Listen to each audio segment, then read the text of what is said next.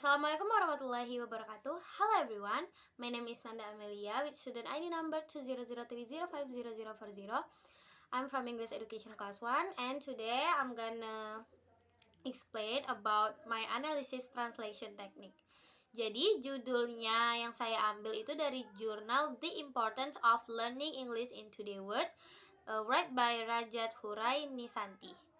Nah, kemudian di paragraf pertama, di sini saya meletakkan source language dan target language-nya bersamaan supaya lebih mudah untuk kita pahami. Yang mana di sini kalian bisa lihat ada tulisan-tulisan yang berwarna. Nah, itu merupakan tulisan-tulisan yang saya temui menggunakan teknik dalam translation. Yang mana di sini ada 5 warna. Yang pertama yaitu tulisan yang berwarna biru merupakan translation teknik yang menggunakan teknik calc.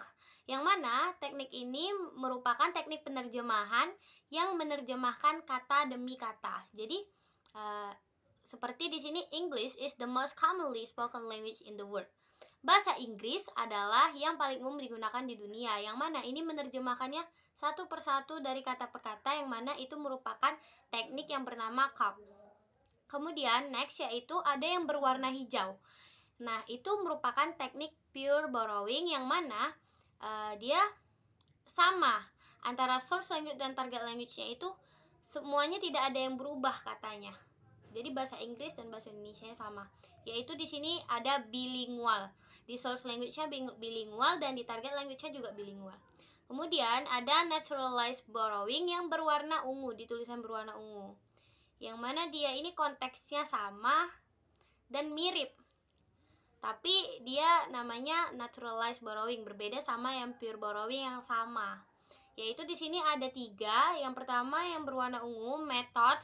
Di source language-nya method dan di target language-nya metode. Nah, kemudian di source language-nya magical, di target language-nya magic. Di source language-nya mystical, di target language-nya mystic. Nah, kemudian ada juga yang berwarna merah, tulisan berwarna merah, yaitu merupakan teknik reduction. Yang mana teknik reduction ini merupakan teknik terjemahan yang berisi informasi di source language dan di target language-nya. Nah, kemudian terakhir yang tulisan berwarna dongker, yaitu literal translation, yang mana literal translation ini di sini ada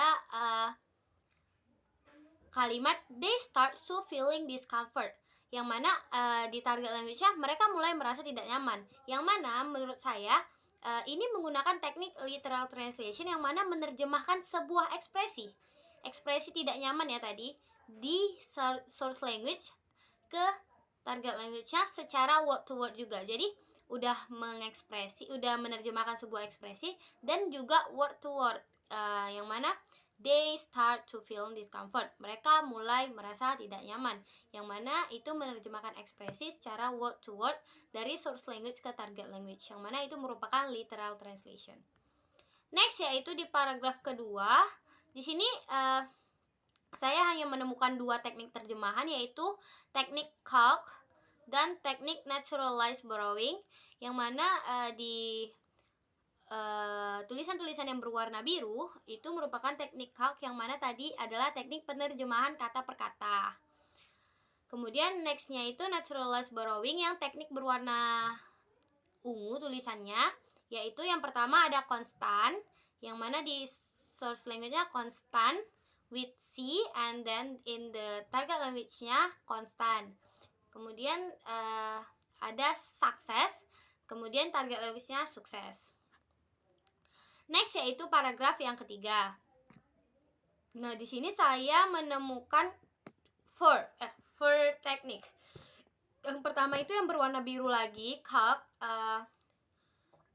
Itu merupakan teknik terjemahan kata per kata lagi, yang mana di sini contohnya it is the major window of the modern world. Yang mana dia sangat-sangat jelas ya di sini kalau dia itu menerjemahkannya kata per kata. It is, ini adalah the major window, jendela utama of the modern world, dunia modern. Nah, kemudian di sini juga ada pure borrowing guys, yang mana itu sama di source language dan target language-nya itu sama, tak ada perubahan, yaitu modern dan modern juga.